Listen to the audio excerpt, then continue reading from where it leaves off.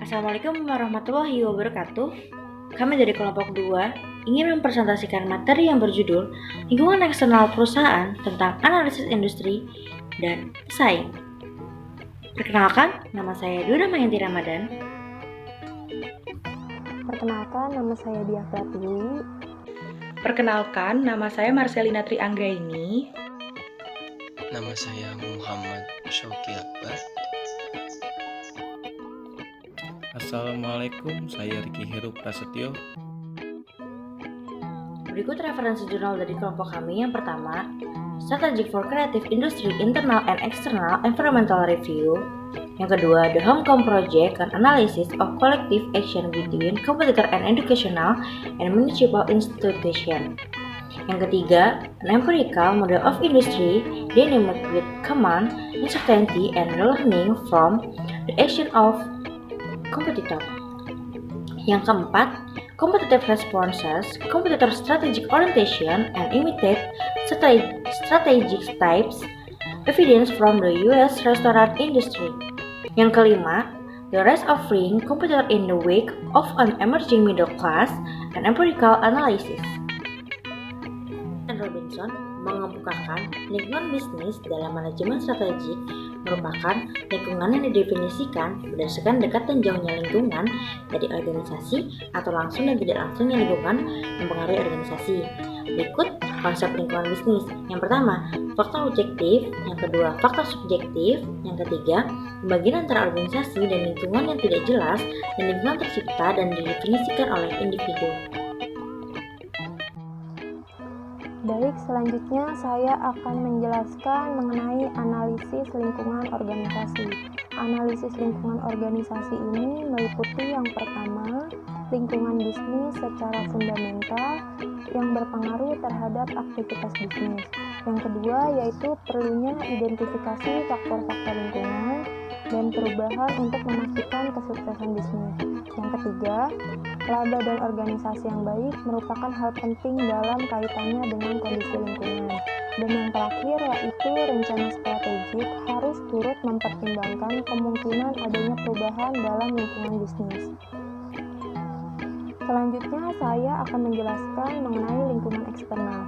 Lingkungan eksternal ini dikategorikan menjadi 3. Yang pertama yaitu lingkungan terpencil, remote environment. Yang kedua lingkungan industri, environment industri. Dan yang ketiga yaitu lingkungan operasi, operating environment. Dan dalam lingkungan terpencil ini terdiri dari faktor-faktor yang bersumber dari luar dan biasanya tidak berhubungan dengan situasi operasional suatu perusahaan. Faktor-faktor tersebut meliputi ekonomi, sosial, politik, teknologi, dan ekologi. Dalam lingkungan operasional atau yang sering disebut sebagai lingkungan persaingan, terdapat beberapa faktor. Faktor tersebut yaitu pesaing, kreditor, pelanggan, tenaga kerja, dan pemasok. Sementara dalam lingkungan industri, persaingan dalam suatu industri bergantung pada 5 kekuatan atau faktor. Faktor tersebut meliputi ancaman masuk, pembeli yang kuat, pemasok yang kuat, produk substitusi, serta persaingan di antara para anggota industri. Sekian penjelasan dari saya, materi selanjutnya akan disampaikan oleh teman saya. Dan dalam lingkungan terpencil ini terdiri dari faktor-faktor yang bersumber dari luar dan biasanya tidak berhubungan dengan situasi operasional suatu perusahaan. Faktor-faktor tersebut meliputi ekonomi, sosial, politik, teknologi, dan ekologi. Dalam lingkungan operasional atau yang sering disebut sebagai lingkungan persaingan, terdapat beberapa faktor. Faktor tersebut yaitu pesaing, kreditor, pelanggan, tenaga kerja, dan pemasok. Sementara dalam lingkungan industri, persaingan dalam suatu industri bergantung pada 5 kekuatan atau faktor. Faktor tersebut meliputi ancaman masuk, pembeli yang kuat, pemasok yang kuat, produk substitusi, serta persaingan di antara para anggota industri. Sekian penjelasan dari saya, materi selanjutnya akan disampaikan oleh teman saya. Selanjutnya, saya akan menjelaskan tentang macam-macam lingkungan eksternal. 1. Lingkungan umum, terdiri dari faktor ekonomi, kedua perubahan iklim sosial, politik, dan hukum, ketiga perubahan teknologi, dan keempat ada perubahan kebijakan pemerintah.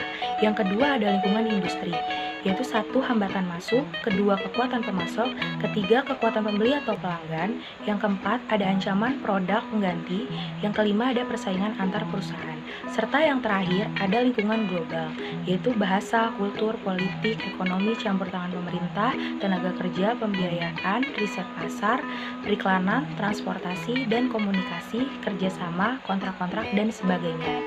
Selanjutnya, analisis persaingan atau The Five Force Model analisis persaingan atau The Five Force Model Michael Porter 1985, yaitu struktur kekuatan persaingan dalam suatu industri ini memiliki 5 faktor, diantaranya 1. Ancaman yang memasuki pasar bagi para pendatang baru. Yang kedua ada persaingan antar pesaing industri yang sama. Yang ketiga ada ancaman barang substitusi. Yang keempat ada daya tawar pembeli. Yang kelima ada daya tawar penyedia input. Ancaman masuknya pendatang baru atau potential entry of new competitor, yaitu banyaknya pendatang baru yang masuk ke dalam industri ini bergantung dari barriers of entry industri yang meliputi skala ekonomi, diferensiasi produk, persyaratan modal, biaya peralihan, akses ke saluran distribusi, dan keunggulan biaya tidak tergantung dari skala ekonomi. Yang kedua ada rivalitas di antara para pesaing, yaitu persaingan merebut posisi melalui persaingan harga, iklan, perkenalan produk, dan pelayanan kepada pelanggan. Yang ketiga ada tekanan produk pengganti, produk substitusi dengan switching cost rendah, harga murah, dan kualitas lebih baik. Yang keempat ada tawar-menawar pembeli, kualitas lebih baik, pelayanan lebih baik, dan biaya murah. Serta yang terakhir ada tawar-menawar pemasok, didominasi sedikit perusahaan, produknya unik, industri bukan pelanggan penting, dan dapat melakukan integrasi ke hilir. Saya akan menjelaskan tentang alat untuk menganalisis lingkungan umum menurut Profesor Dr. Haji Suryana, MSI. Itu ada 4. Yang pertama ada alat cetak atau publikasi perdagangan, publikasi perusahaan atau bisnis, surat kabar, hasil penelitian secara akademis, dan hasil polling. Yang kedua ada menghadiri dan mengunjungi pameran. Yang ketiga ada hasil wawancara dengan supplier, customer, atau karyawan sektor publik. Yang keempat itu ada relasi bisnis lainnya. Yang kedua saya akan menjelaskan tentang menganalisis lingkungan eksternal menurut HIT pada tahun 1999. Pertama itu ada scanning atau mengidentifikasi tanda-tanda perubahan dan kecenderungan lingkungan sebelumnya. Yang kedua itu ada monitoring atau mendeteksi dini dengan mengobservasi perubahan dan kecenderungan lingkungan secara terus-menerus. Yang keempat itu ada forecasting atau mengembangkan proyeksi tentang antisipasi outcomes berdasarkan perubahan dan kecenderungan yang telah dimonitor. Yang keempat itu ada assessing atau menentukan waktu dan kepentingan perubahan dan kecenderungan lingkungan yang diperuntukkan bagi strategi perusahaan dan manajemennya. Baik, teman-teman, selanjutnya di sini ada teknik analisis lingkungan. Di sini ada environmental scanning. Teknik ini merupakan proses pengumpulan informasi tentang berbagai peristiwa dan berhubungan dengan lingkungan eksternal dan internal perusahaan. Dengan cara scanning, perusahaan diharapkan mampu mengidentifikasikan tanda-tanda dini perubahan potensial. Informasi ini bermanfaat untuk membantu manajemen memutuskan arah masa depan organisasi. Dan di sini ada bentuk-bentuk environmental scanning, teman-teman. Di sini ada irregular scanning system, yaitu penekanan sistem ini adalah untuk mengatasi krisis jangka pendek dan kurang memperhatikan masa depan. Dan selanjutnya adalah regular scanning system. Sistem ini menjalankan analisis regular atas lingkungan yang signifikan, biasanya berjadwal per semester. Dan yang terakhir adalah continuous scanning system. Sistem ini secara konstan memonitor berbagai komponen lingkungan. Sifatnya ongoing activity yang dijalankan tidak untuk sementara, melainkan terus-menerus oleh bagian atau bidang tertentu. Dan yang terakhir nih teman-teman, kesimpulannya adalah di masa ini terminologi lingkungan tidak hanya semata-mata merefleksikan lingkungan ekologi, tetapi juga konsep umum menjelaskan gambaran keseluruhan kekuatan lingkungan eksternal.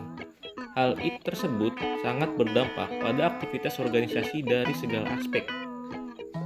Begitu juga dengan istilah bisnis yang membentuk tipe organisasi. Apakah berbentuk perusahaan, berorientasi laba, badan pemerintahan, ataupun lembaga nirlaba.